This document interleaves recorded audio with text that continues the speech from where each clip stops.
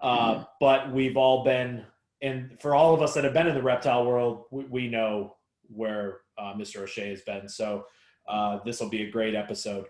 So one of the things I want to jump right into, Mark, is, and do you mind if I call you Mark or? No, yes, that's fine. I am Mark. That's my name. Okay. So one of the things I want to jump into is you have visited over 30 different countries. Probably more than that, actually. Okay. So I haven't added them up, but it is quite a lot. So out of all of your travels, where's your favorite place? What is your favorite place to be in? The easy ones to start with then, eh? Yeah. And that is, because it's a no-brainer for me. Uh-huh. New Guinea has always been my first love when it comes to field work. And I've worked in Papua New Guinea 10 times. Okay. First time in 1986. And I get withdrawal symptoms when I'm not working there. And I was due to be going back with a colleague to do some sea snake work off the northeast coast. And that got delayed. And then we had the pandemic. And so it doesn't look like that's going to happen yet a while. Mm-hmm. But New Guinea, provided I could work on both sides of the island and on their neighboring satellite archipelagos, that'd keep me happy for the rest of my life. It's a very exciting place to do field work. It's a very difficult place to do field work. Mm-hmm. It can be a very dangerous place to do field work, but it all adds that, I don't know, it's not like anywhere else. And, you know, I've worked all over Africa and South America and, you know, Asia, but New Guinea, yeah, it's a no-brainer for me. Now, is the Australo, is that one of the islands? Australo, Papua? Australo Papua. No, okay. Now when you say Australo Papua, you're combining New Guinea and Australia as a zoogeographical region. Okay. Because southern New Guinea was part of the Australian craton. A craton's a big piece of continental shelf, okay. And when sea levels were lower, through the, let's see, for 40,000 years in the last 2 million, okay. The sea levels have been low enough when we've had glaciers in Europe and in America. They've been low enough for you to basically walk from Australia to New Guinea. Oh wow! Because it's the same landmass. Southern New Guinea is, okay. But the mountains, they're not, and the northern coast, that's not. They're what are called terrains. They're pieces of broken off Pacific plate that have come trundling southwest, mm-hmm. as the Australian craton with New Guinea on its vanguard are going north, and they've collided. Okay. And wherever you get collisions between land masses, you end up with what's called orogenesis, which is simply mountain building. And the Central Highlands of New Guinea, that's caused by that. The Himalayas is caused by India colliding with the rump of Asia and things like that. So Southern New Guinea is part of the Australian craton. Northern New Guinea is not. It's okay. Separate. And that's why it's got an interesting herpetofauna as well, because it's got elements that aren't Australian. Okay. So is that where, I don't want to sound like I don't know about a lot of this stuff, but honestly, there's things that I just don't know about. So is that where some of your like olive pythons and stuff, where you have the Papuan and then you have the Australian, is that? Well, no, the pythons are very much an Australian element there. Okay. It's some of the more obscure elapids, possibly like Toxica calamus that I work on, and the Solomon's elapids and Ogmodon on Fiji and things like that. They're a bit divorced from the other Australian elapids. You know, Taipans and death adders are very, very Australo-Papuan. They're on both sides, but there's certain elements that you don't find. Very many Toxica calamus down in the south of New Guinea. They're mostly in the mountains along the north coast and on some of the islands off the coast, in the Louisiade archipelago, the Dian Castro archipelago, and things like that. Yeah, it's biogeographically fascinating. Okay. So what are some of your favorite species that you get to work with in those areas? Well, obviously Micropechis ikaheka, the Okay. small-eyed snake. And I went to New Guinea specifically in 1990 to catch them for venom research. Hmm. And I was up on the north coast looking for them, and the only one I got was a roadkill. Oh. Beautiful little snake, milk white anterior body, dark gray head, and then these beautiful red bands on the posterior body. Mm. And I searched, and I was out at night all the time, and I couldn't find them. And then somebody just happened to mention that there was an island off the coast, which I ought to visit, because they'd been clearing a plantation, and they were clearing all the old husk piles, coconut husks, when they husk the coconut. Yep. And they killed 3 that morning. Wow. And so I said, right, okay. So I was on the next, I can't remember if I think I flew over a little light aircraft, and it's a volcanic island called Kaka. And I mean, it's an active volcanic island. It erupted in 1975, erupted in 1979, and killed the volcanologists that were studying it. So it's a bit, and the next one up, Manum, was smoking when I was there. So you never quite know when they're going to blow. Yeah. Right. There's nowhere to run to. Yeah. But, but because they're volcanic, they've got, the soil's really rich. It's really fertile. And so there's been a lot of plantations on there, coconut plantations particularly. So they support a large population of Madang people from the local province, and also Highlanders who come to work there. And it's all for the copper industry and things like that. It's not oil palm on there yet. I hope it never is. Yeah. And when they husk the coconuts, they float these in these big piles, and they gradually degrade. And initially they're really spartan and airy, and there's nothing living in them.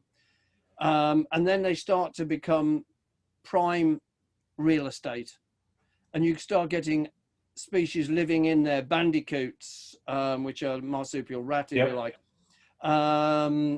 snakes, lizards, some of the direct breeding frogs, land crabs, huge Scolopendra centipedes, big aggressive Selnocosmia tarantulas, all sorts, even peripatus, the little velvet worms, really great habitat. And so I went over and I started to dismantle these with the help of some of the plantation workers, and I caught 3. Oh, that's awesome. Micropechis. I got ground boas and crocodile skinks and various other things, but it was the Micropechis I was really after, and took those back to the station I was working on the mainland, and prepared them for milking, because I was working there for Oxford University's Department of Medicine and the Liverpool School of Tropical Medicine, and the 2 professors were flying out to see how I'd been getting on. And I managed to bag these 3 Micropechis. Wow. About a week before they arrived. I'd been there for a month and a half, and I'd got no elapids. I was finding 3-4 species of python on the roads a night, which was great because I was photographing them. Fantastic. Yeah. But that wasn't what I was there for. I was there for Micropechis, and I'd got 3. So the pressure was off. And when the 2 professors arrived, they were really pleased. I didn't milk. I left them for them to milk. Nice. This is what I've got for you guys. And there's a great picture of Professor David Worrell milking the first of these, and Professor Dave Theakston watching. And so on that trip, then I went back. I went back over to Kaka, and I bagged another 12. Wow. And I got a lot of venom from them. I was, obviously it was milking them, got the venom back. And what they want, because the only person who'd really been to Kaka before collecting Micropechis was Hal Cogger from the Australian Museum. Okay. And he'd been there to get museum specimens.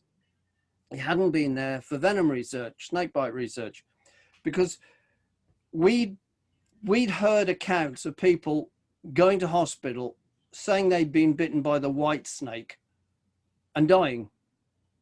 And that sounded like it was a small-eyed snake, but Okay. it's not concrete evidence. So what we needed was venom to compare by a process called ELISA, enzyme-linked immunosorbent assay. And if they were getting dried serum samples, blood samples from snakebite victims, and also blood from snakebite victims from a number of the hospitals and the clinics prior to any administration of antivenom. And that was all going to Liverpool. And so what they needed was venom to compare. And if you think about, if you're trying to prove parenthood with chromatography and you've got the banding, well, they were comparing the serum samples from the snakebite victims with the venom samples I was collecting. And some of them banded out as Micropechis. So we knew, because we had 2 or 3 people who died at the clinic, and it was quite clear from the results that it was Micropechis that killed them. Now, there's no specific antivenom for it. You can use the polyvalent antivenom, but the tiger snake antivenom from Australia apparently works, but it's not licensed for treatment of, it's licensed for experimentation. It's not licensed for treatment of bites. So there was a doctor treating people up there, I think in the 60s, with tiger snake antivenom, but you wouldn't be able to do that now because the regulations are much tighter. But we proved that this snake is killing people, and there is not a specific antivenom for it. And so, I mean, I've been back now, I don't know how many times I've been there, but I've probably caught 80 or 90. When I did the film Magic Man, that was on Carca. Part of the film was on Carca, and I got 2 small-eyed snakes on that occasion. So, you know, I milked them, released them again then, but I milked them. So I've probably caught, I must be 80, 90. I mean, I've now caught them on the mainland as well, in Oro province, and I've caught them in oil palm plantations. So it's a snake I'm extremely familiar with. And the most I've caught on one day was probably 5, and they were big. They come out of those husk piles, chew, chew, chew. Oh, really? Oh, yeah. I'll tell you what, they're a bit like, I liken them to, because they're quite strong necked. I liken them to the Australian copperheads for the strength that they've got. They've really got a lot of muscular strength.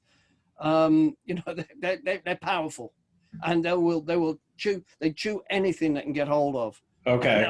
They'll inject a lot of venom because they'll just keep chewing. So now it's a rear fang, I assume? No. Oh, it's a front fang. Okay. Elapid. And it can get to, I've caught them over 1.5 meters. Oh, so what's that? Oh, I've got to convert to you imperial. 1.5 meters. You're looking at for all you people about 8.5 feet. No, that's not 1.5 meters. No, 1.5 meters. Sorry. 4. A meter is about 3 foot. Yeah. Give or take. Somewhere around, 3.5 I caught some big ones. Yeah. You know, and they come out fighting. Yeah. Really? Okay. It's a great snake to work on. Yeah. But, how are they on a hook? You need to have a tail and the hook. Okay. Yeah, you can't just balance them on a hook. Okay. They won't sit there. They'll glide off. But if you've got the tail and the hook, you know, I was using quite often now, if we're just in the husks, you've got to be quick because there's so much where you could lose them. That I used to use Midwest M1 tongs, padded one.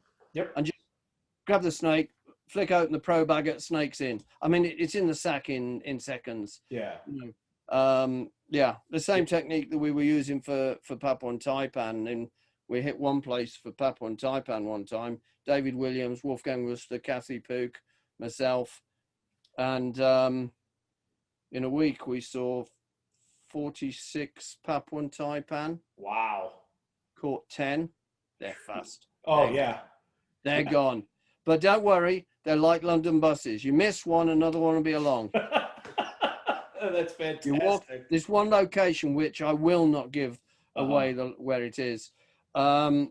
Basically, you walk along, you miss one, it's glided and gone. just walk again a little bit further. You'll see another one within, if you're at the right time of day, you'll see another one within 5 minutes. Wow. Not That's, exactly a snake you want to tangle with. there's a lot of them in this one location. A lot of them. Yeah. Yeah. First ones we saw had been killed by bandicoot hunters.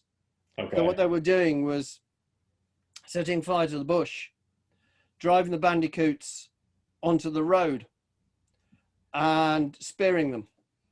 And when taipans were running onto the road, they were getting speared as well and killed. And so we came across a couple of dead ones. And so we hung around where these guys were. And I'm standing by one of these bandicoot hunters and waiting and watching the fire going through the grass. And this taipan came out onto the road. And I ran up the road towards it. And it's nearly across the road.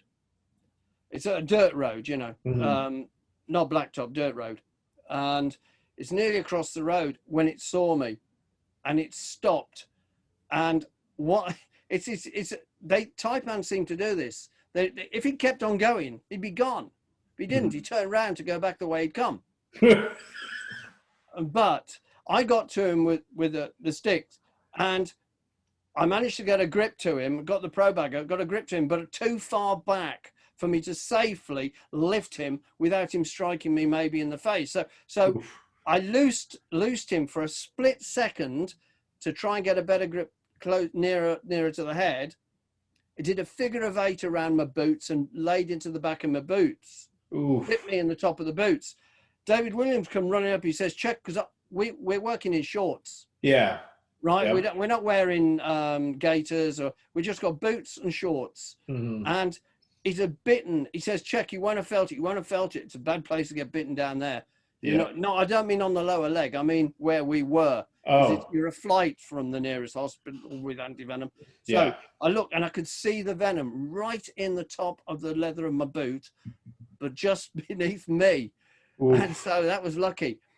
But I'm just walking back down the road. It had gone back into where it had come from, but there's still fire coming across. So this taipan, you don't want to stay in there. And I've just turned my back and I'm walking down, and then this bandicoot hunter shouting, taipan snake, taipan snake, taipan snake. I turned round and there it was again. Making a second run for it. Yeah. Well, I was close at that time, so I got him. Nice. And that was the first of 10 we got. Wow. Now, were you at that time when you were catching those? Were you guys doing venom stuff with them and milking? They were all going back. They're all going back to, at that time, the Australian Venom Research Unit had a building in Port Moresby attached to the hospital. Okay. Probably the safest building in the whole country, because that's where we kept the taipan. Yeah. And just nobody wanted to burgle that place. No. So they were going back. They were all going back there because we found it was better to keep the snakes in country and milk them, and the venom was going to Costa Rica to the excellent Instituto Clodimiro Picado at the University of San Jose, who are saving the world with their anti-venoms. I cannot say enough good about those guys. That's awesome. At the University of San Jose. That's awesome. We'll definitely post their information in. I can see, I've gotten into over the last couple of years working with a mentor and learning more about proper handling techniques and more about venomous reptiles. And the facility I've been interning at is called the Reptile Preservation Institute here in Florida. And there's 50 species and over 200 animals. And it's amazing to see the differences in some animals when you're working with mambas, from Westerns to Jamesons to Eastern Greens to Blacks, when you're working with the New Guinea taipan or the Papuan taipan, the coastal taipan, the inland taipan, to see their differences and how they're handled. But more interesting is being able to see what they do in their natural ranges. So what the inland taipans, they say there's very few bites from, because there's not a lot of. There's been bites. I mean, you can't say that there haven't been bites to native Australians at some time in the past, except that they're awfully canny and they'd stay out of strike range. Yeah. But as we know, there's been 4 or 5 bites from inland taipans to herpetologists, and you know the Australian healthcare system is excellent, and they've all survived. So the most venomous snake in the world has yet to officially claim a human life, and that's if you talk to non-snake people, and they ask you what's the most dangerous snake, what they mean by that is which species kills the most people and is the most venomous. And as we know, they're 2 completely different animals. Yeah. So yeah, you know, that's I tell you, I use an analogy for discussing this. If you want to compare an inland taipan with a carpet or saw scale viper or a Russell's viper, well, I use well, it'll appeal to Americans because it's a gun analogy. Yeah, that's what I use. I've got here is a Magnum, not the ice cream, the handgun, right? Yep. And it's supposedly, Dirty Harry says, the most powerful handgun in the world. I load it, I put it in a safe, and I lock the safe. You don't know the combination. I have here a little Saturday night special. Crappy little gun, but deadly at short range. I load that and put it on top of the safe. Okay, which one is the inland taipan and which one is the carpet viper? You know, which is the most dangerous of those? Well, it's the little one on the top because it's there, it's available. The one in the safe may as well be on Mars. Yep. So if you a snake, to have a snake bite, you need 2 things. A snake and a human in the same place at the same time. So if you've got a really lethally, highly venomous snake living in a remote part of the country, it's not going to cause many snake bites.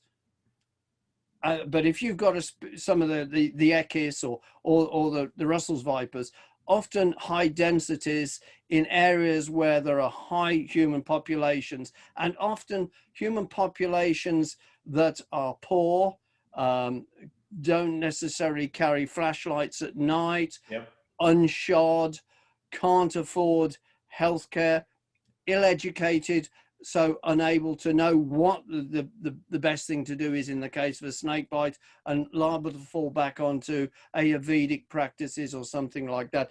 It's a recipe for disaster. Whereas, you know, some reptile guy in Australia gets tagged by his inland taipan, he's on the phone.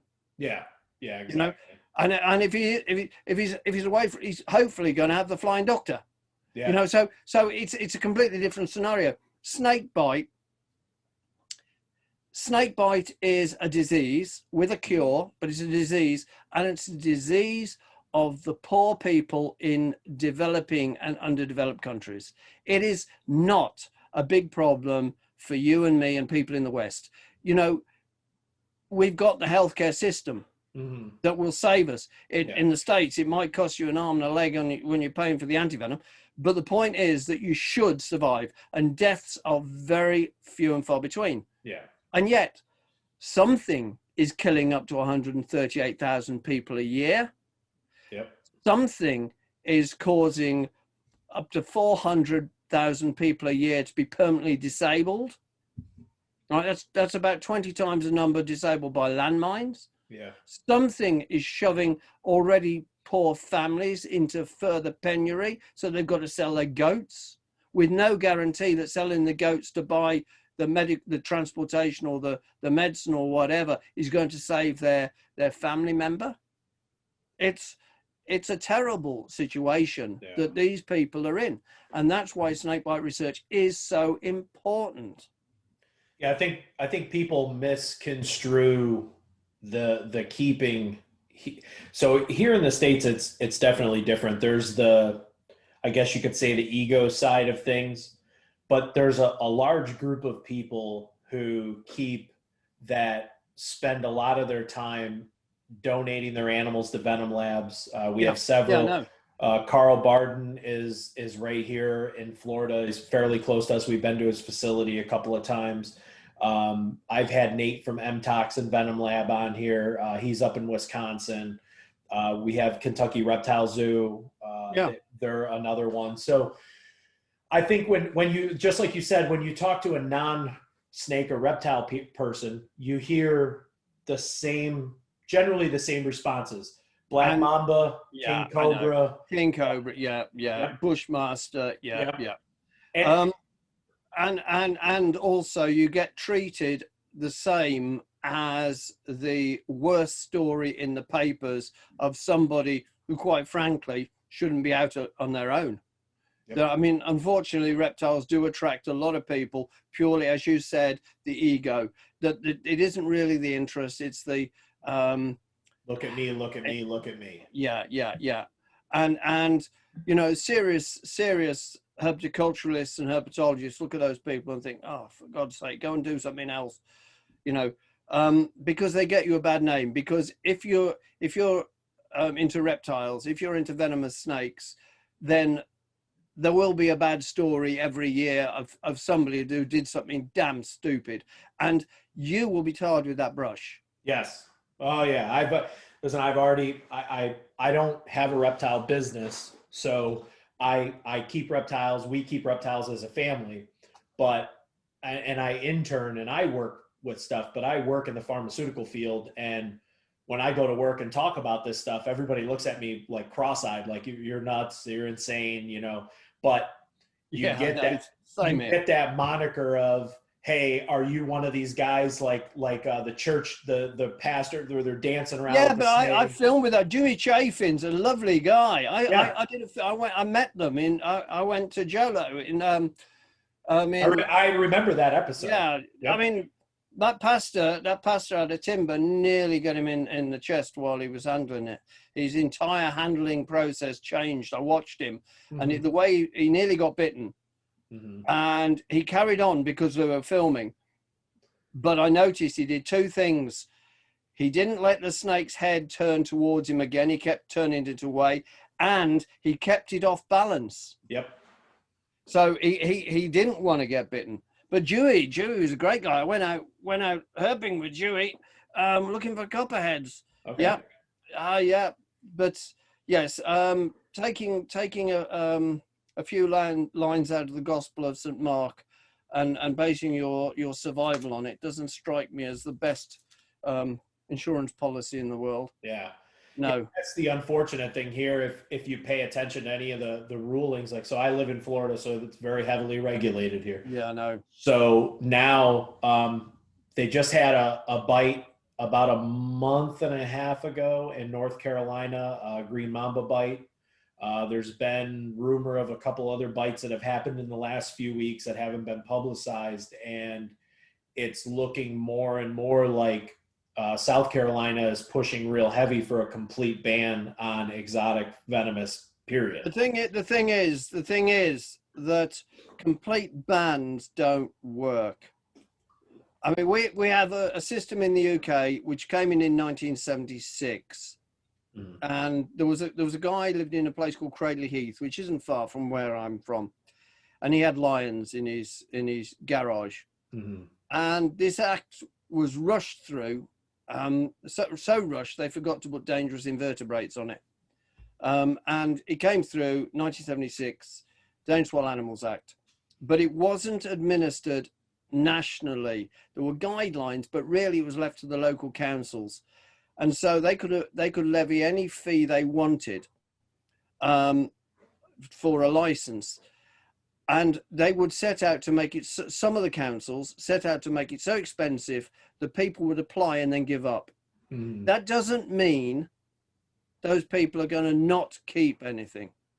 There was one council that I know to.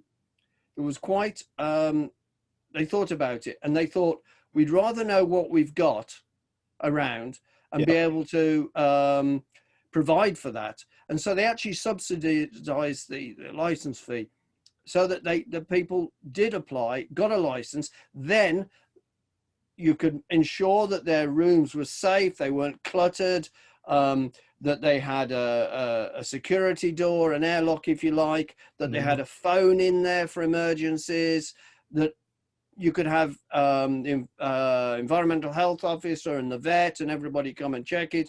and they could keep tabs on it. Now, if you say you can't do that, then you don't deserve it.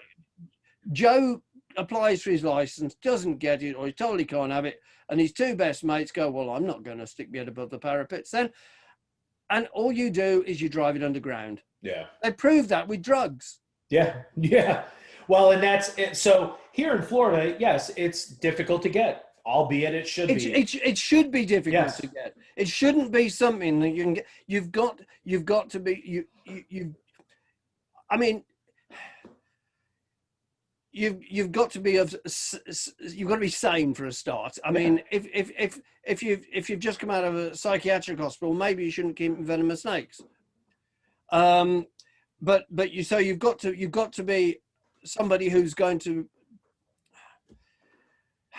be best suited to doing it. That doesn't mean that you've got to be a professor or anything like that, but I think you should have experience for a number of years with non-venomous. People are just jumping straight to the venomous. No, you know why they're doing that. You should learn with mangrove snakes. They'll give you some heart-stopping moments. You should go through a training with all the other species first, and then you should have the facilities set up that are safe, both for you and for the snakes, and to avoid escapes. And the only way to do that I reckon some of the best is to have your peers look at the premises. Yeah. And say, look, because if you do something wrong, it'll impact on them. So it's in the hobby's interest to police itself. Yes. Before it gets policed for you. And so here in Florida, it's 1,000 hours per family, 1,000 hours for Viperidae, Elapidae, Helodermidae, Colubridae, or a 500 hour per species and an exam. Yeah. So I did the 500 hours and I took the test, like a 94 or 92. And I'm put in for my permitting so that they could come do my inspection. Now you have to have the sealed, because the room is within the house, you have to have the double entry. So I have a room that's sealed, the door is sealed, the threshold is sealed. All of my vents in the room have metal screen so that nothing can get through. I have added an emergency light. My lighting in the room is set up with a motion detector so that when you walk in, you don't have to worry about reaching for a light switch. As soon as the door opens, the light comes on. Yeah. So when you That's do all good. Yeah, when you do all these things, and the point is that it ain't cheap. No. But if you want to keep dangerous snakes, you've got to have the commitment. Yep. This isn't a flash in the pan hobby. Yep. You've got to have the commitment, and so you put your money where your mouth is. You've got to pay the money to set it up properly, because hopefully that means that you won't have any accidents. Yep. And people ask me all the time about what I would see set up, and it's, you see, I don't keep anything. I don't even have a garter snake. Really? Nothing. I figured you would have something. Everybody thinks I have. People think I've got exotic collection. When I set up the collection at the safari park in the 80s, after a few years, I moved my collection in there. I didn't want to be cleaning out snakes at the safari park in the reptile house and then come home and do my own. And I moved my collection in there because it made a lot of sense to have my collection now, could work on them and the park's collection. In the end, they got integrated. I wasn't bothered about that. And, I left the safari park just, 29, end of 2019, because I was at the university and the safari park. But the university is much more where I'm going. But I stopped keeping anything at home, probably must be 20 or 30 years ago. Wow. Because, well, look, I was doing Big Adventure from 1999 to 2003. Yep. I made 4 seasons of Big Adventure. Mm-hmm. I was in 8 to 10 countries a year. I was on long shoots of 2 to 3 films. I was away 200 days a year overseas, and in between I was doing voiceovers and trying to. I barely got to the safari park. Fortunately, a great staff, so I barely got there. It was impractical for me to have a reptile collection. And I sort of got used to not having one. And sometimes I'll think, you know, I quite fancy working with those. But if I was to keep anything, and we'd like to do some research on, so if I was going to keep something now, it'd have to be something I could publish a paper on. And it'd probably be something drab brown and burrowing. I'm fascinated by fossorial snakes, lizards, Okay. Thessalians. Yeah, okay, a green tree python's very pretty, but for me, I see if I see green tree pythons in the wild, I'm happy with that. You know, Yeah. I there was a time when you saw things you thought, I'd love to keep that, I'd love to be able to take that, but I came out the other side of that. Okay. You know, people said, somebody said to me once about my filming in, I can't remember, it was in Brazil or Peru. I'd caught 2 rainbow boas. I caught 2 in Brazil, I caught 2 in Peru. And they said, oh, that's my dream. And I said, well, talk me through your dream. And their dream is to find these snakes. And of course, then they've got them in their hands. They possess them. Mm-hmm. I said, well, now take the dream to the next stage. Put them down and watch them crawl away. Yep. And nobody's dream goes that far. Yeah. Mine, I put stuff down and let it crawl away. You know, I don't need to possess it anymore. And if I did want something, it would be something that you didn't see very much of because it'd be worth studying. Yeah. Yeah. And that is, I went from, I have to have a whole bunch of stuff to, I think I just want to keep very, very select animals and go, like, when I first started doing this, everybody's like, well, aren't you in a hurry? Aren't you in a hurry? You know, what's the best venomous snake to start off with? And my response is always, snake. Boiga dendrophila, a big one. Yep. But my response has always been the same as in the venom interviews, somebody else's. Yeah. I just, quite right. I can go to Cody's at the RPI and I can work, there's 2 pairs of 10-foot black mambas. I can work those. I can work big Western greens. I can work Taipans. There's bothrops. There's different rattlesnakes. There's different small little green tree stuff. You can work any of that stuff. And it was like, okay, I'm really not in a huge hurry. You know, I've had the ability to get my license since February of 2020, right before the pandemic hit. Yep.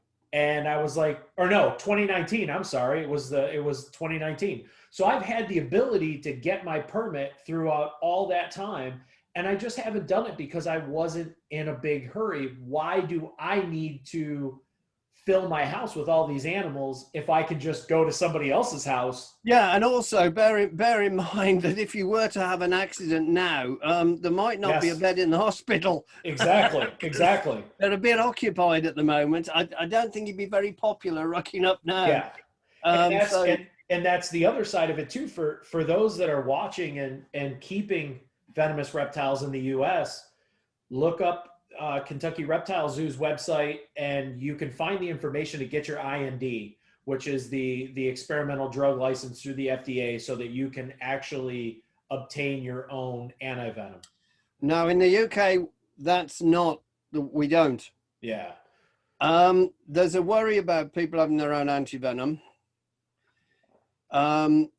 We kept anti-venom at the safari park. Mm-hmm. We had to have a specialist fridge purely for it. Mm-hmm. It wasn't even in the reptile house because it was fighting with the temperatures all the time. So it's in the first aid building. Okay.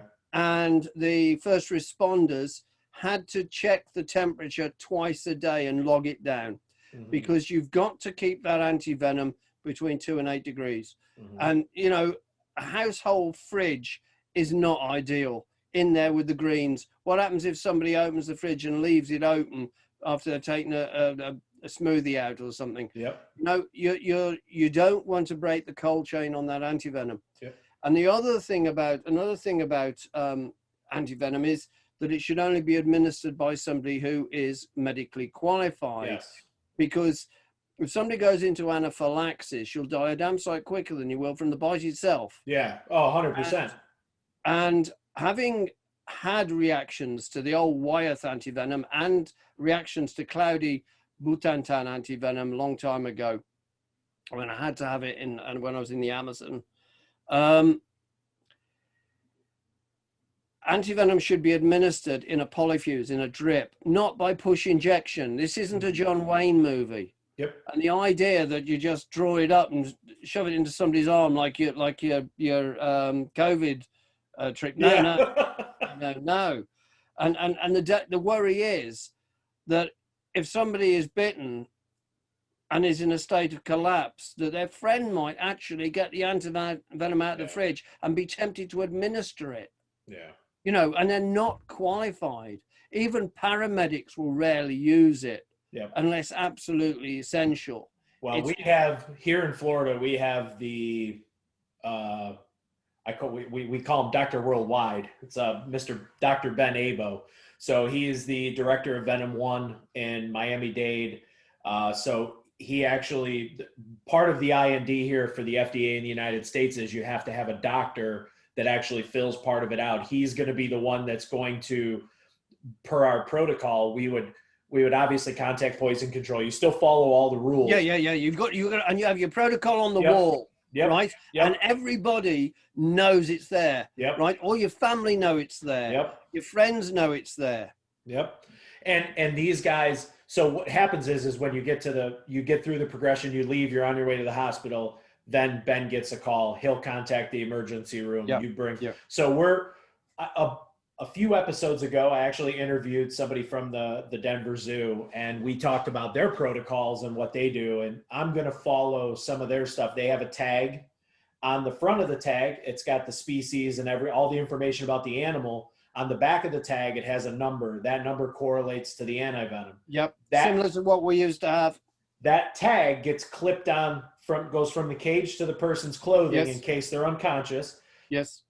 One of nothing will ever be opened here without a second person. That we used to keep retics and berms. That was our rule. No working. They'll kill you just as quicker.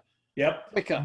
No working of any of the animals, not just to change water, nothing, no working unless there's a second person. So, and I'm going to do I want to do a whole series, the setup of the room, what our rules are, what our protocols are. But I think that's some of the most important stuff is people just want to run out, grab it and put it on a shelf and say, look at what I have. And there's a lot more that goes into it. And you're hitting the nail on the head with, you have to follow all these protocols and rules. And if you just don't follow them, it's a recipe for disaster. Yeah. And another bad combination is alcohol and venomous snakes. A number of bites that occur when people are. Oh yeah. Come on, it's party time. So it's you've got to be strict to yourself. Yeah. It's the only way, because if you get bitten by doing something stupid, your peers are gonna know about it. Oh yeah. Give you a hard time. But yeah, I mean, we kept all the antivenom at the safari park for all the species we kept, and it would go to the hospital with the victim, and as would the requisite forms and medical history and everything. We've got a really good protocol set up there, and zoos have to, because obviously what you do at home is pretty much down to yourself, but zoos have a duty of care to their employees, and so therefore they have to make sure that they've dotted all the I's and crossed all the T's.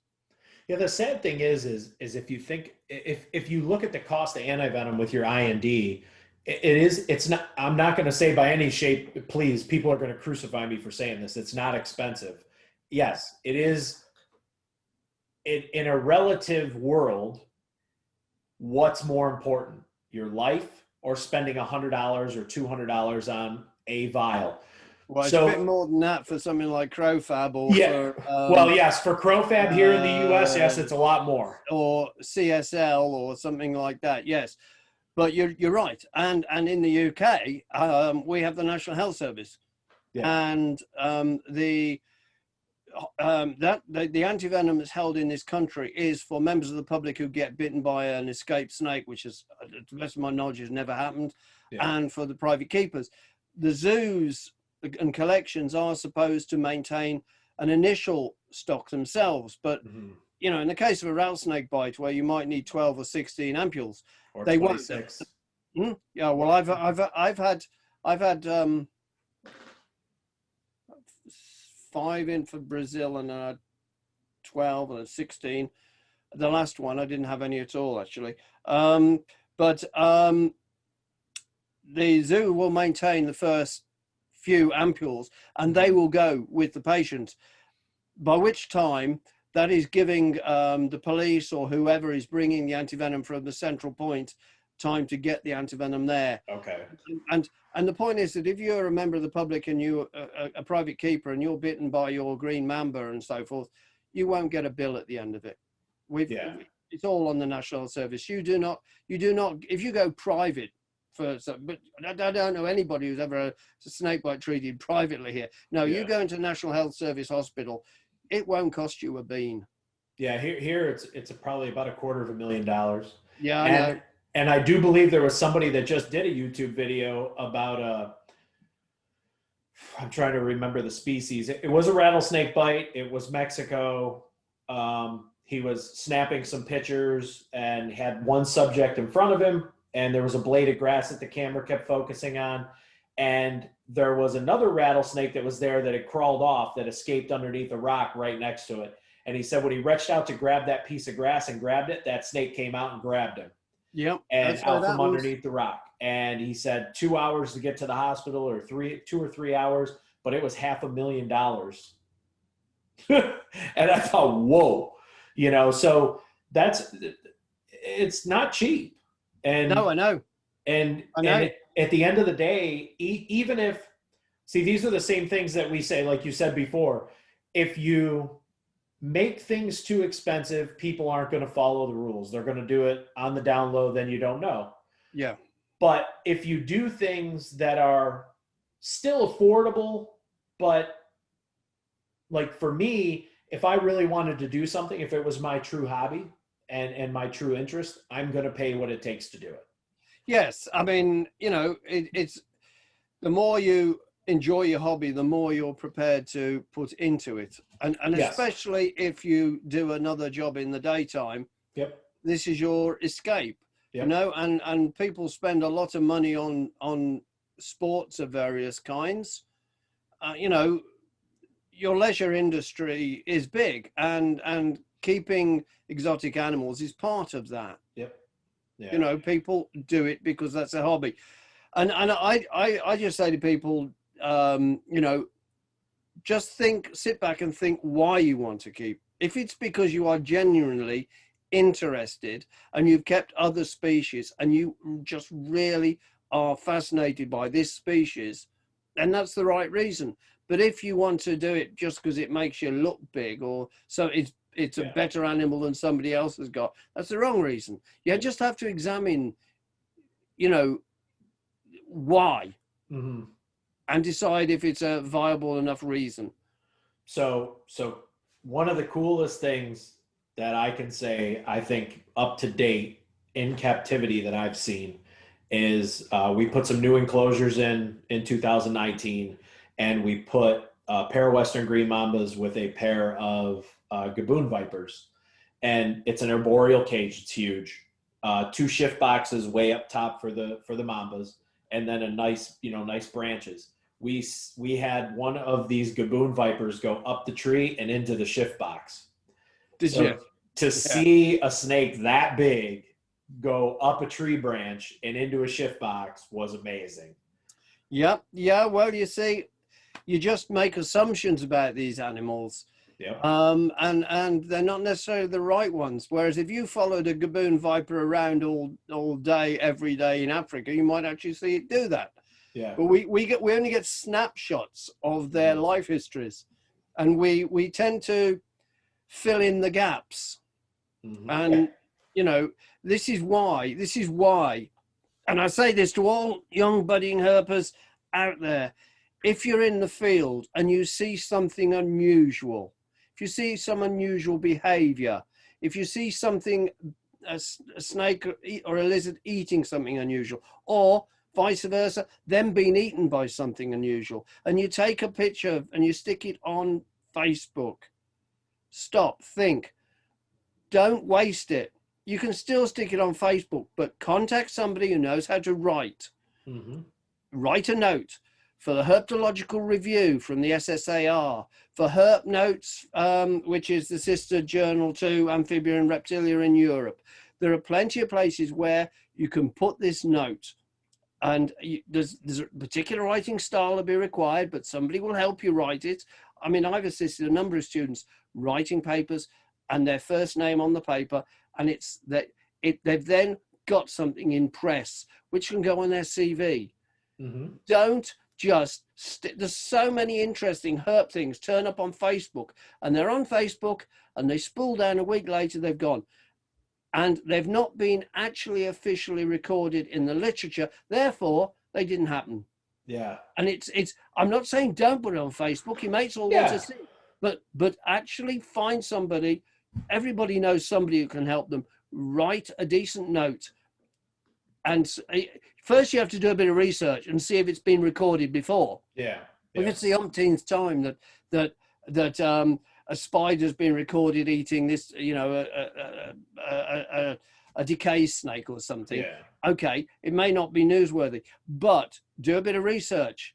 People can help you with that and get something published. Yeah, that's a great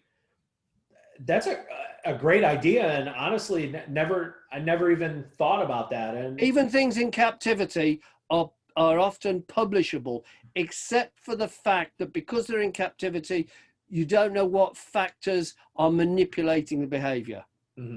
So it's I mean, I published a note on male rivalry in Boiga cyanae, the green cat snakes. Okay. Years and years ago, I published it in her review, Herpetological Review, and that was in captivity, and it was two males that interacted because there was a female present.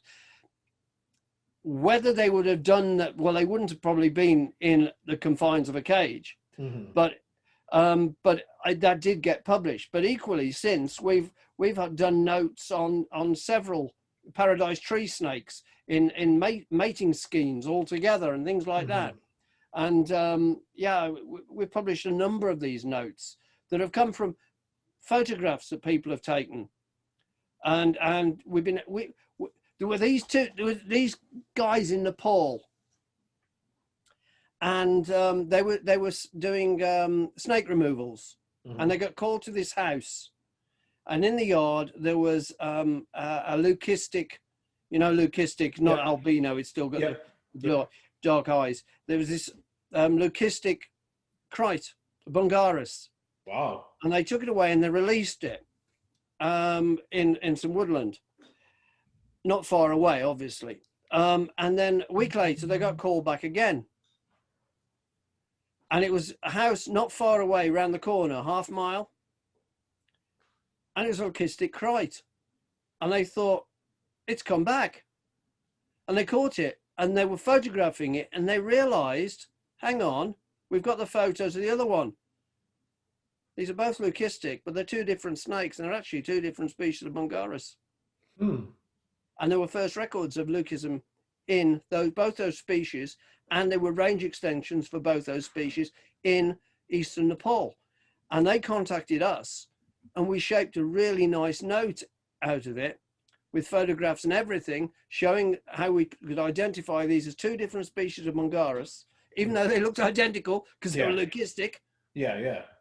And what's the chance of finding that? About a week apart. And that great. And those guys, they've turned up a number of interesting things that have been publishable, and they're doing it from Nepal. Yeah. It's a matter of how interested are you really in what you're doing? And there's a lot of Florida is a hotbed for people to go out.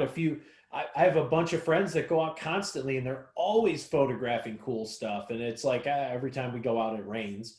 And we see cottonmouths, tons of them, or water snakes, you know. So, but it's definitely, you know, something that's worth, you know, looking at, and that's a just a great thing for everybody to do. I mean, Saw my first cottonmouth down in the Everglades in 1980 when we were road cruising, and we'd just been passed by this Everglades National Park ranger in his big truck, drove past us looking at us, drove down the road, and he stopped, and we stopped and waited to see what was going on, and he got out with a flashlight and we couldn't see what was going on, and then he got in his vehicle and drove off.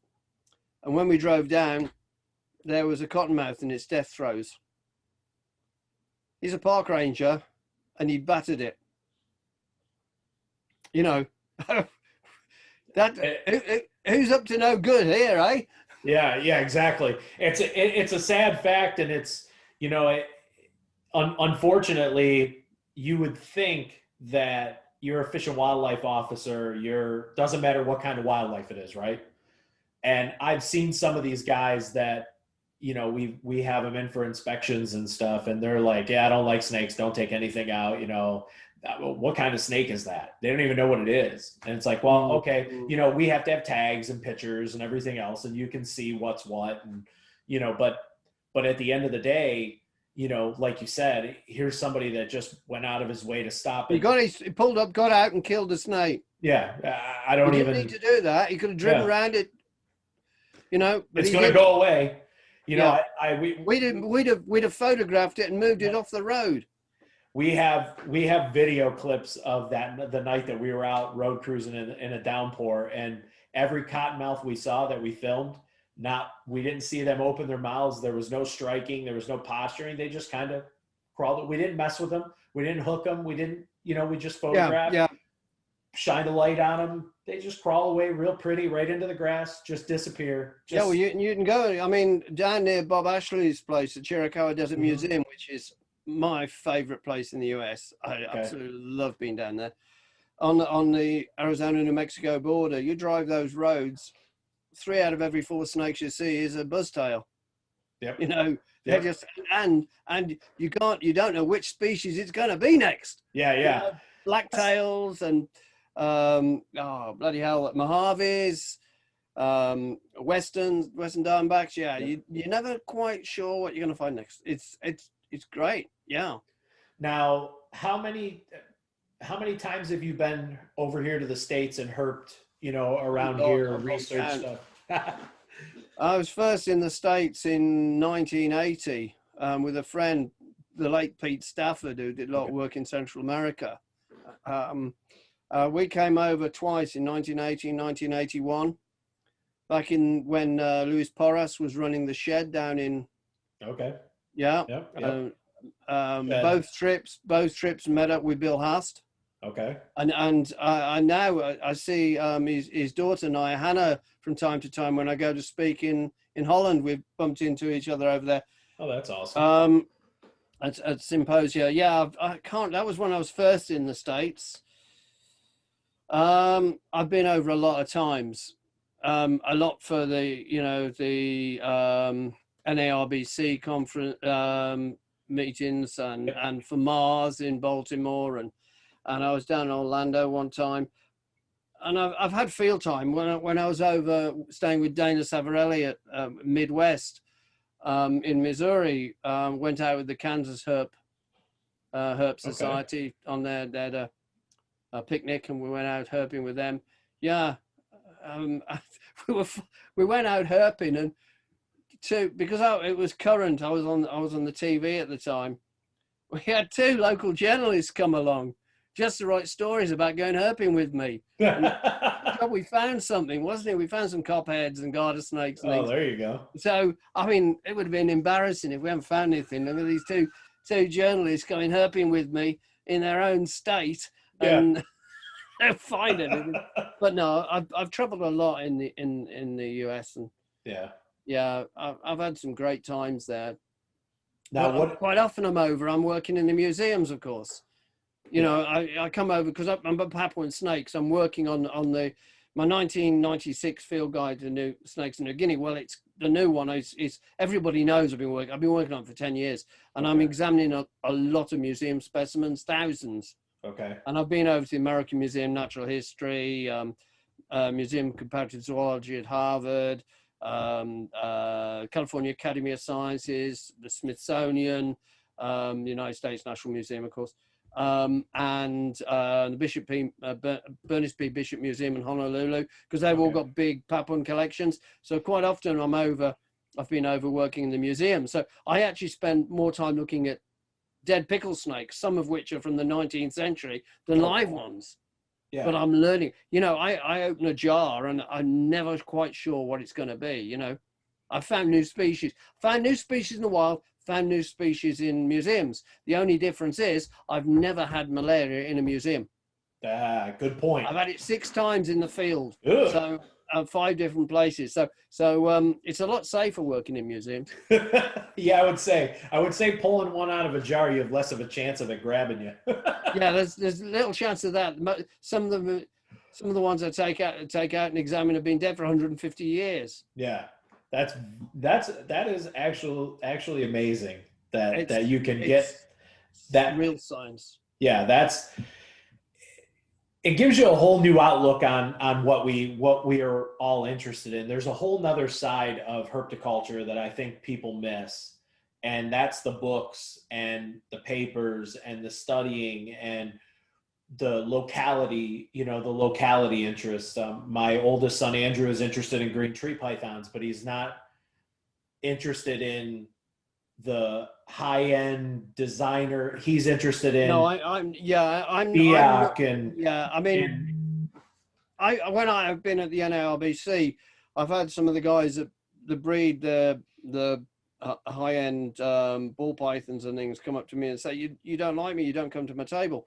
Well, I'm usually there signing books and I don't have time to go for a piss and get a cup of coffee, let alone go walking around the stalls. Exactly. But the fact is that because I'm a field herpetologist, I'm interested in the snakes as they are in the wild. I'm not really interested in lavender retics and things. But the point is that that's conservation, because with ball pythons, when they were all being exported out of West Africa in huge numbers and dying, the hobby wasn't as big as it is now. Now, if we were still relying on West Africa to supply all the ball pythons that were dying, you know, it'd be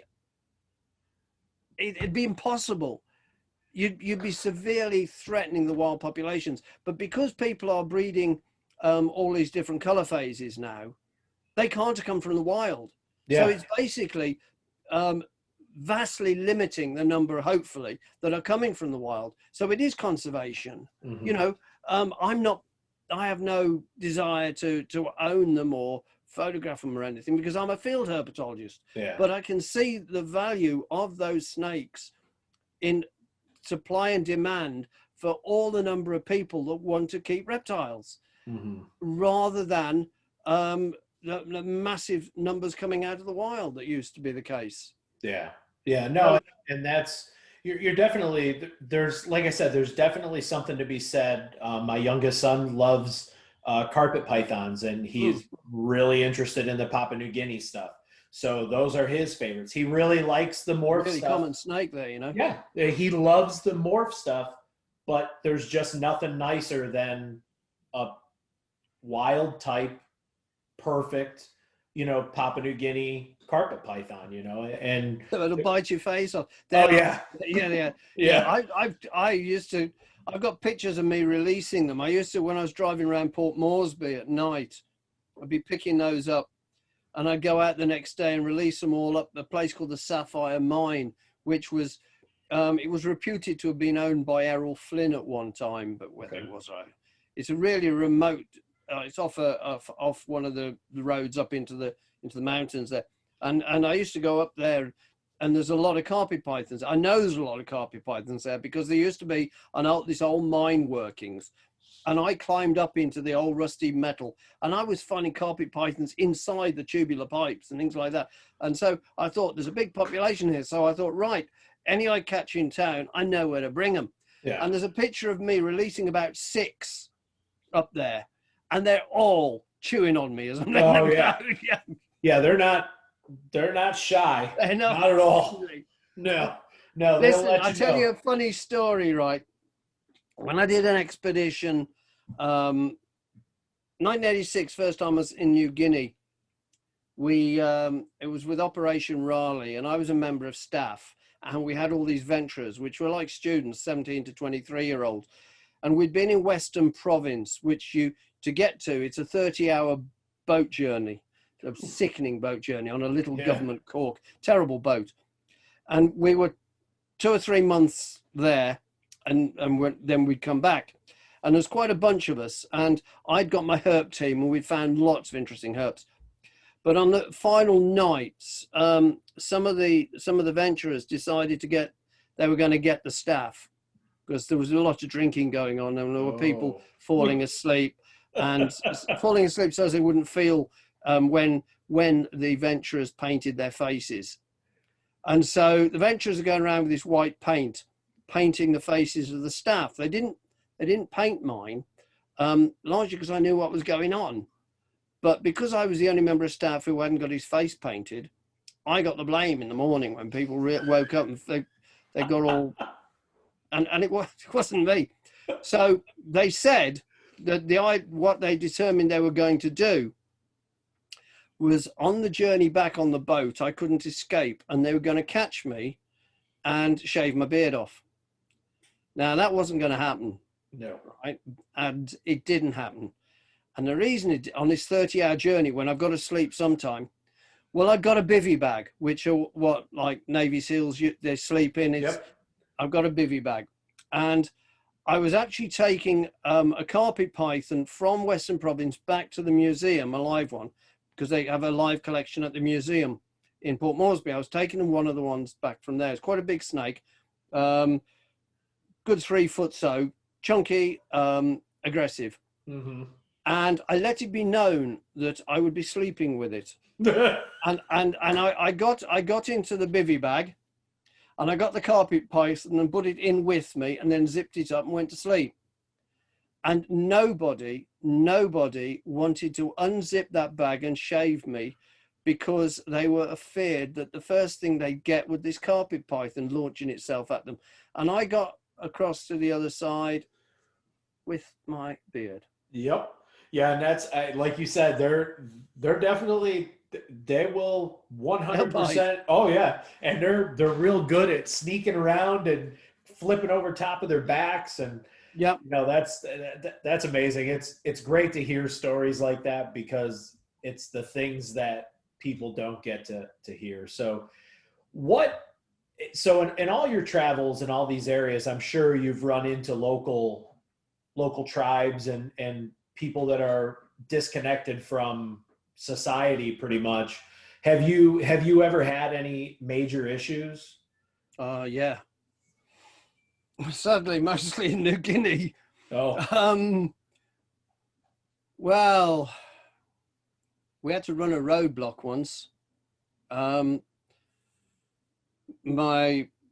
publisher of the my New Guinea snake book, Phil, used to stay with them in Port Moresby, and his son-in-law, and we were out going up to the end of the Kokoda Trail, which is where the Australians went through to fight the Japs. There was at the Battle of Kokoda was a massive, big battle. The American troops went through at a different point, but the Kokoda Trail, we'd driven up there, and we'd driven up and people are waving, and when we came back down, there's a roadblock across the road, and we stopped, and they'd put children along the roadblock.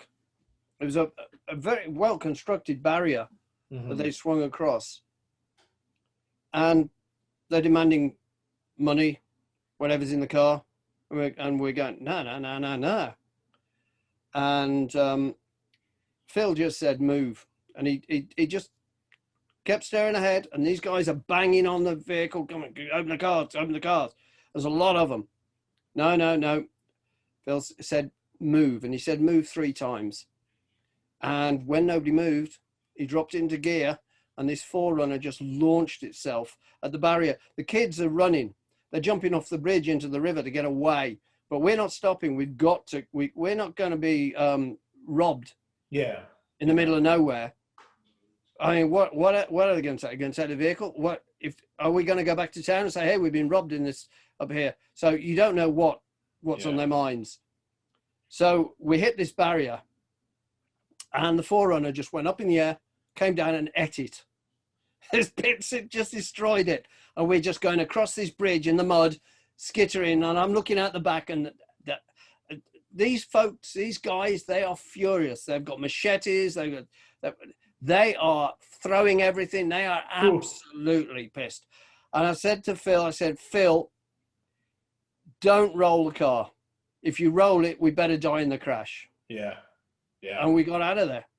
But that, my, one more serious incident, I was out in an area called the Mekio region, which is known. There are villages there that are robber villages. That's what they do. They're highwaymen. And we were trying. I'd got a lad from a Papuan lad with me from the museum, who was a Mekio lad, so he spoke the local dialect. And we're trying to get to the mission hospital where I'm going to be working, looking for venomous snakes, mostly Taipan up there, because there's a lot of people die up there. And we're driving up. I've actually borrowed a little red car that belonged to the Mother Superior of a convent in Port Moresby. So I've got to look after it. You know, this is the sister's car. Yep. And we've lost the trail. So we pulled up in this village in the darkness, and I said, Matthew, pop out and see if you can get directions to the mission hospital. And he'd gone. And the cars are, I drive on the, you know, it's Papua New Guinea is the same as us. The steering wheel's on the right-hand side. Yep. And so his passenger door's open. I'm just sitting there waiting. And I thought he'd come back. And I looked, and this guy, this young buck, gets into the car and shuts the car door. And he said, we go now. And I said, you what? That's Matthew's seat. He says, we go now. And then he got his machete and he starts prodding me in the side with his bush knife. Everybody's got one. Yeah. So I turned slightly towards him and put my hand up on my dashboard where I've got a bar towel. Because under that bar towel, I've got my bush knife. And I'm thinking, if you cut me, you know you can't stop because you're in shit street. Yep. So, you know, that ain't going to happen. And I've now altered my position so that I've got my hand on the hilt of my machete under a bar towel. And if needs be, I can bring it down in that motion. I don't want to. I really do not want to. No, of course not.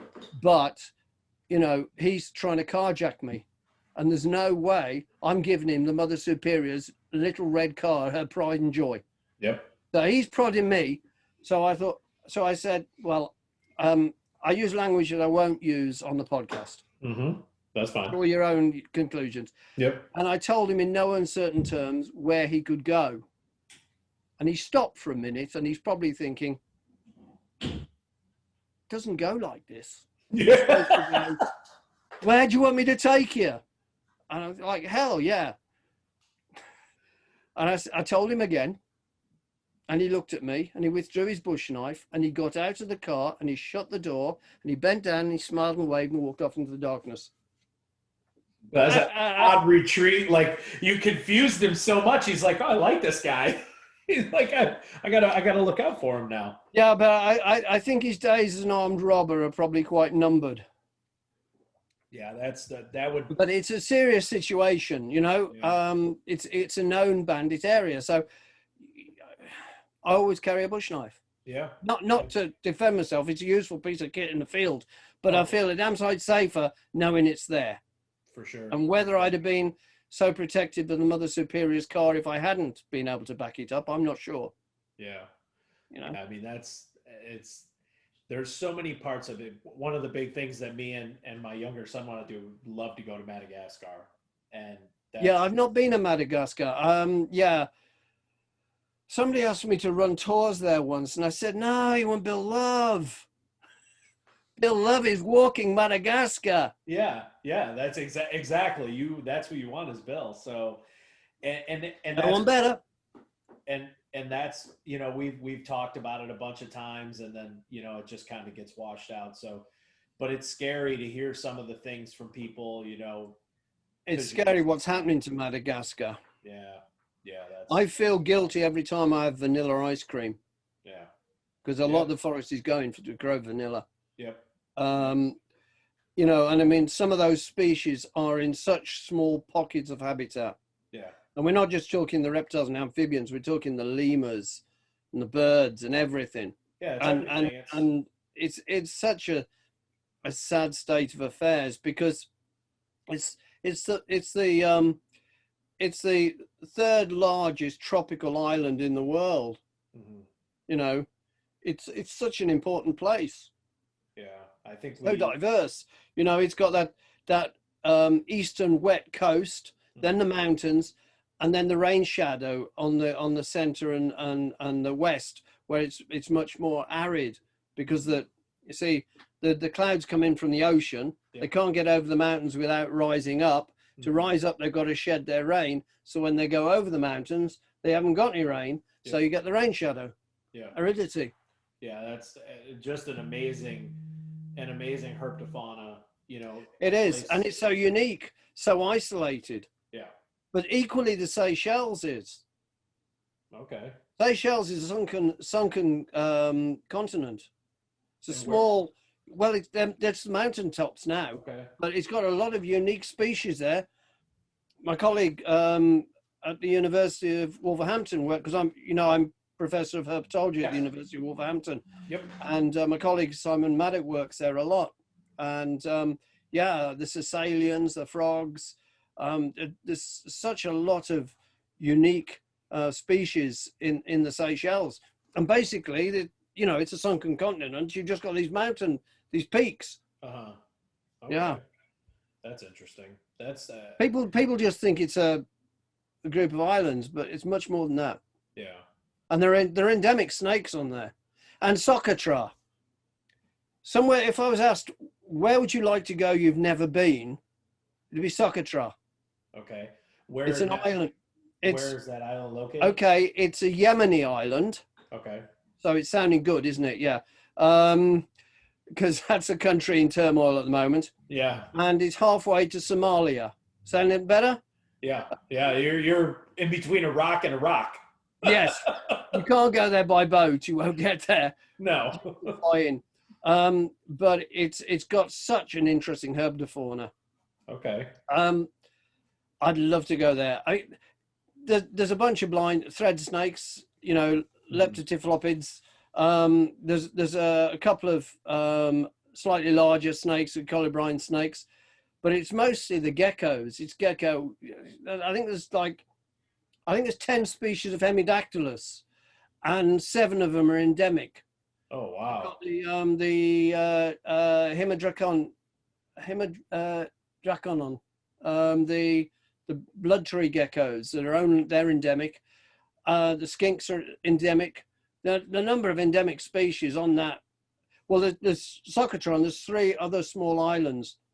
Okay. I was given the opportunity to go once with 3 very elderly French entomologists who didn't speak English and drove around in a small car. Or I think somebody's going to end up killing somebody. So I turned the opportunity down. Yeah.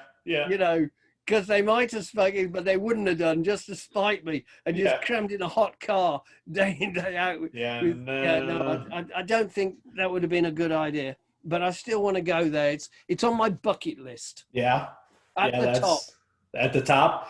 Yeah, that's a great one. Now, are you working on anything right now in the forefront? Any specific species? Toxica calamus. And yes, we're working on. It's an elapid. They're elapids from New Guinea. It's an endemic genus. We described a couple of species last few years. We're working on several others.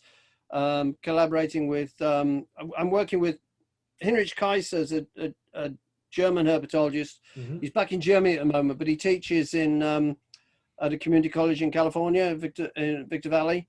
Mm-hmm. And we've done a lot of field work together in East Timor. Okay. We've done 10 trips there. We've got a whole load of species to describe.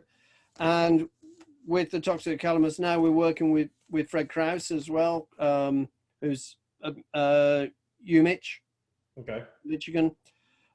So we're trying to sort that genus out. It's a complex genus, and yeah, we're well on the way to sorting it out. So yeah, so working on that and research, working on Micropechis as well. Okay, so you're still working with those? Yeah, still working on those. Doing all the teaching, of course, that comes with being a university professor. Yes, sir.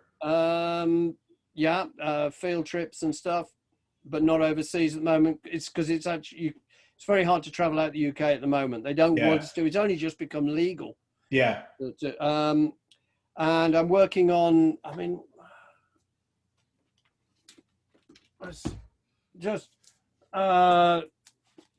just been published. Okay. Lizards of the World. That's the UK edition. That's the American edition. You'll ask me what the difference is. The American edition are speech bubbles and no long words.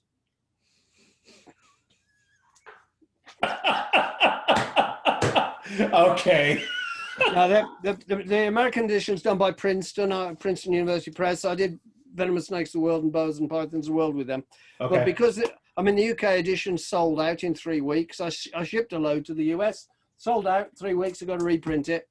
Okay. So I'm working now. They've asked me to write Snakes of the World by the end of this year. So I'm doing that.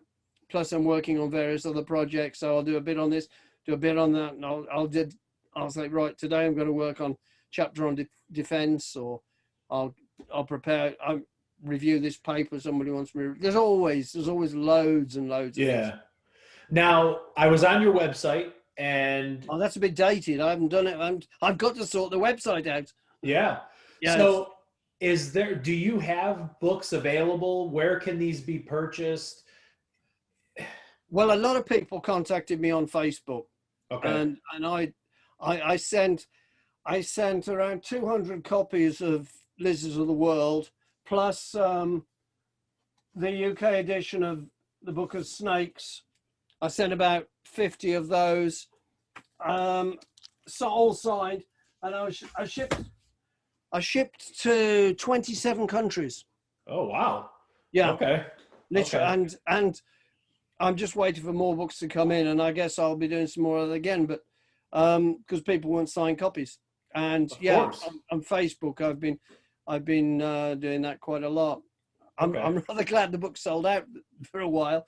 Gives me a breathing space to get on with something else. Because for the first weekend, all I did was sign and pack and go to the post. Sign and pack and go to the post. Yeah, I would turn at the post office with trolleys of book mailers. You know. Yep. And I say, right, okay, this one's going to the UAE.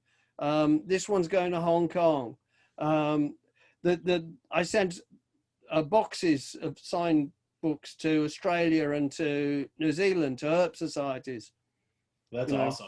That's awesome. Yeah, it's gone tremendously well. Yeah. That's the one that I would like to get, the Snakes of the World book. I've got a snake. Well, this is very. I mean, the Book of Snakes is. Yeah, it's coming up for its 3rd reprint in the UK. Okay. Sold out every year. Yeah, well, I don't doubt it. And so now I'm doing the Snakes of the World to go with Lizards of the World. Because in the US, the Book of Snakes was published by Chicago University Press. Okay, yep. Which is, whereas Lizards of the World is Princeton. Okay. And it's the 3rd book I've done with Princeton. Okay, awesome. Yeah. Awesome. Well, you know what? We can wrap this up. I am going to probably send you another message to get a bunch of information that we can add to this. Yeah, for sure. For the body, so that people know where to be looking for the books, and I'm going to be looking for them. I'm sure. Well, when I've got some more, I'll be able to. Absolutely. I truly am honored and really appreciate your time, Mark. It's amazing, and these are shows that hopefully people will enjoy.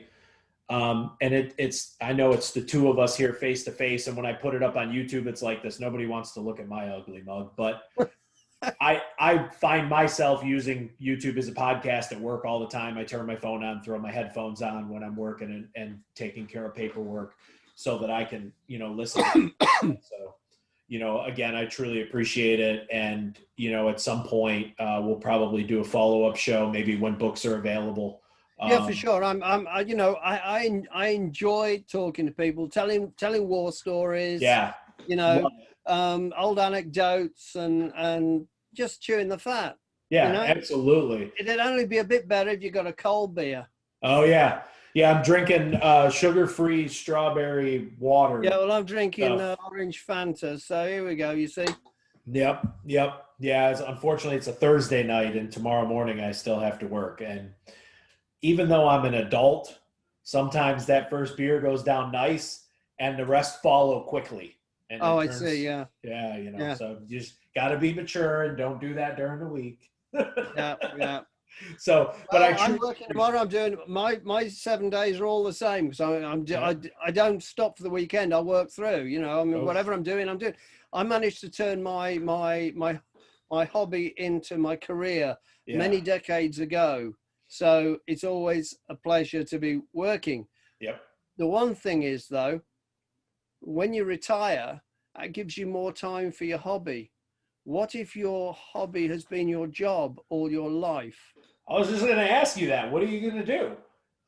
I don't know. I thought I'd take up something interesting like accounting. That's a good one. No, well, it was Monty Python said accounting can be interesting. No, I can't imagine retiring. I'm mid-60s now, and I don't see me retiring. Why? Yeah. Why would I want to retire? I enjoy doing what I'm doing too much. Yeah. Well, hopefully you get over here to the States at some point. And we'll be able to come and see you at one of these shows. And well, I haven't been over for a while because NARBC, I did them for several years, and Nigel Marvin did them for several years. Mm-hmm. I've been over to a couple of the shows down at the symposia, down at Bob Ashley's. Yep. Oh, anybody? Have you been to the show? No. Yep, there's a laundry list of places. Collection, fantastic wildlife gardens, and you're in the right place to do some really interesting herping. And the events there in the Geronimo Event Center and the shop and everything, man, it's a fantastic place. Awesome. Well, yeah, we'll definitely have to check it out. And they have they've held the IHSs there. Okay. And the biology of the rattlesnakes and various other symposia. Okay. Awesome. We'll definitely have to look into that. So again, Mark, thank you so much for the time. And I will shoot you a message when this is going up. Yeah, for sure. Awesome. Okay. You have a great day. Enjoy. Well, it's nighttime now. Yeah, well, yeah. It's getting there. It's 10:30 at night here now. Stay safe. Thank you, sir. You as well. Ciao.